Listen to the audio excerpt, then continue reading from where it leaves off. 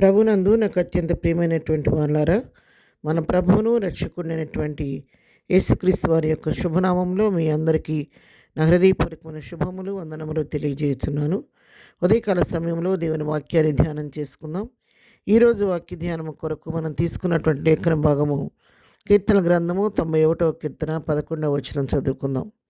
నీ మార్గములన్నిట్లో నిన్ను కాపాడుటకు ఆయన నిన్ను గూర్చి తన దూతలకు ఆజ్ఞాపించును. ఆమేన్. దేవుని నామమునకు మహిమ కలుగును గాక.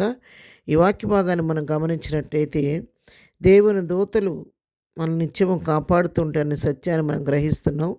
మన మార్గంలో మనం కాపాడటానికి ఆయన తన దూతలకు ఆజ్ఞాపించి మనకు తోడుగా ఇస్తాడనే వాక్యాన్ని మనం ఇక్కడ గమనిస్తూ ఉన్నాం.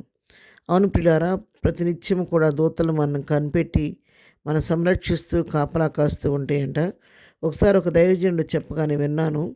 ప్రతి వ్యక్తి చుట్టూ 8 మంది దూతలు నిత్యము వారు ఉండి మన కంటికి రెప్పలాగా మనల్ని కాపాడుతూ ఉంటాయంట. ప్రతి వ్యక్తికి 12 మంది దూతలు పరిచర్య చేస్తూ ఉంటాయంట. మరి నిజంగా ఎంత ధన్యత ప్రభు మనకిచ్చాడో చూడండి. అదేవిధంగా ఆ వాక్యంలో 12వ వచనం చూస్తే వారు ఏం చేస్తారంటే, నీ పాదములకు రాయి తగలకుండా వారిని తమ చేతుల మీద ఎత్తిపట్టుకుందరు.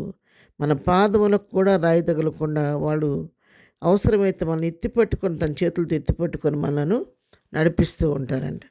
ఈ వాక్య భాగాన్ని ఆధారంగా చేసుకొని సైతాను మత్తయి సువార్త 4:6 ప్రభువుని శోధిస్తూ, నీ దేవుడు నీ పాదములకు రాయి తగలకుండా ఎత్తిపట్టుకుంటాడని వాక్యం రాయబడింది కదా, ఈ కొండ మీద నువ్వు కిందికి దుముకు అని చెప్పేసి రెచ్చగొట్టింది. కానీ దేవాది దేవుడు ఆయన జ్ఞానం కలిగిన దేవుడు కాబట్టి అంటున్నాడు కదా, నీ దేవుడైన యెహోవాను శోధింపవలదని మరి ఒక చోట రాయబడిందని చెప్పి అపవాదిని ఆ విధంగా ఎదిరించినట్టుగా మనం చూస్తూ ఉన్నాం. అవును ప్రియురా, ప్రతినిత్యము దేవుని దూతలు మనల్ని కాపాడుతూ ఉంటాయి.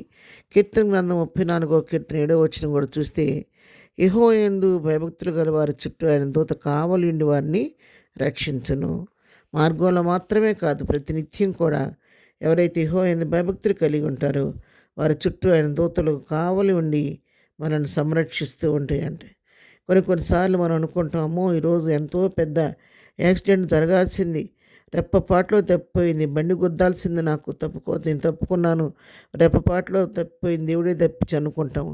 కారణం ఏంటో తెలుసా? అక్కడ నీకు ఆ జరగవలసిన యాక్సిడెంట్కి మధ్య దేవుని దూత నిలబడి తప్పించారు. దానియేలు సింహం బోన్లో వేస్తే మరి దూత వెళ్ళి సింహాల నోళ్ళు మూసివేసింది.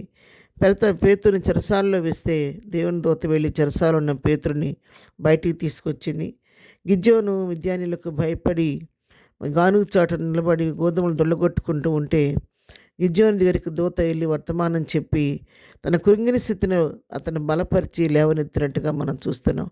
పరాక్రమం గల బలాడుడా అని చెప్పని పిలిచి ఆయన మళ్ళా ఉజ్జీవింపచేసి యుద్ధవీరుడిగా నిలబెట్టినట్టుగా మనం చూస్తున్నాం. షూరు అరణ్యంలో హాగరు దిక్కులేని స్థితిలో తిరుగుతూ ఉంటే దేవుని దూత అక్కడ ప్రత్యక్షమయ్యి దారి తెనులు లేకుండా ఆమెకు ఒక గమ్యాన్ని చూపించినట్టుగా మనం చూస్తూ ఉన్నాం. ఈ రీతిగా దూతల యొక్క పరిచర్య ఎంతో గొప్పది. అవి నిత్యం మనల్ని కంటికి రెప్పలాడుతూ కాపాడుతూ ఏ అపాయం తగలకుండా రాకుండా మన పాదములకు రాయి తగలకుండా సంరక్షిస్తూ కాపాడుతూ ఉంటాయి. మరి ఈ వారమంతా దేవుని దూతలు నీకు నాకు తోడుగా ఉండి మనం వెళుచున్న మార్గాల్లో, పనిపాట్లలో, డ్యూటీస్లో, చదువుల్లో అన్నింటిలో కూడా తోడుగా ఉండి కాపాడాడు. అటు దేవునికి మనం ఏమిచ్చి రుణం తీర్చుకోగలుగుతాము? ఏమీ ఇవ్వలేము. ఆయన ఇచ్చిన రక్షణ పాత్రను చేతపుచ్చుకొని కృతజ్ఞతాస్తుతులు చెల్లించడం తప్ప. బిడ్డారా, వారమంతా దేవుని యొక్క కృపను పొందుకున్నాం. దూతలు తోడుగా ఉండి మనం నడిపించినాయి కదా. ఒక్కదినం పునరుద్ధాన దినం దేవుని సన్నిధికి వెళ్ళి ప్రభువు చేసిన మేడం తలపోసుకొని దేవుని కృతజ్ఞత చెల్లించి దైవ దీవెనలు పొందుకుంటే మన జీవితం నిజంగా ఎంతో ఆశీర్వాదకరంగా ఉంటుంది. కాబట్టి దయచేసి అందరూ దేవుని సన్నిధికి వెళ్ళండి, ప్రభు సన్నిధిలో గడపండి, సన్నిధిలోని మేళను పొందుకోండి. అటు కృప ప్రతి వారికి ప్రభు దయచేయను గాక. ఆమెన్. ప్రార్థన. ప్రేమ కలిగిన తండ్రి, ఉదయకాలం మాకు ఇచ్చిన శ్రేష్టమైన వాక్య భాగాన్ని బట్టి నీకు వందనాలు. నిజమే తండ్రి, దూతలు నిత్యం మమ్మల్ని ఎత్తిపట్టుకుని ప్రతి కీడు నుంచి తప్పిస్తూ నడిపిస్తూ ఉన్నందుకు నీకు వందనాలు. అటు కాపుదలకై నీకు వందనాలు. ఈ దినం మేము చేయ పనిపాట్లు రాకపోకలు క్షేమం దయచేయండి. ఈ దినం జరుగుతున్న ప్రతి పునరుద్ధానపు ఆరాధనలో మీరు ఉండండి. నీ ఆత్మధ్యలో జరిగించిన ఆయన ప్రతి దైవజను ఎత్తిపెట్టి మహిం కొరకు వాడుకోనండి. నీ పునరుద్ధానపు దీవెనలతో మమ్మల్ని నింపండి. ఈ దినం బర్త్డే మ్యారేజ్ చేసుకున్న బిడ్డలను దీవించండి. వారి జీవితాలు ఎంతవరకు చేసిన మేళ్ళని బట్టి నీ కొందనాలు. ఇంక ముందు కూడా నీ ఆశీర్వాదానికి పాత్రలుగా చేయండి. ప్రతి వారి అవసరక్కరు మీ నామలో తీర్చమని యేసునామములో ప్రార్థించడిగి పొందుకొని ఉన్నాము తండ్రి. ఆమెన్. ప్రభు కృప సదాకాలం మనందరికీ తోడయుండి నడిపించునుగాక. ఆమెన్.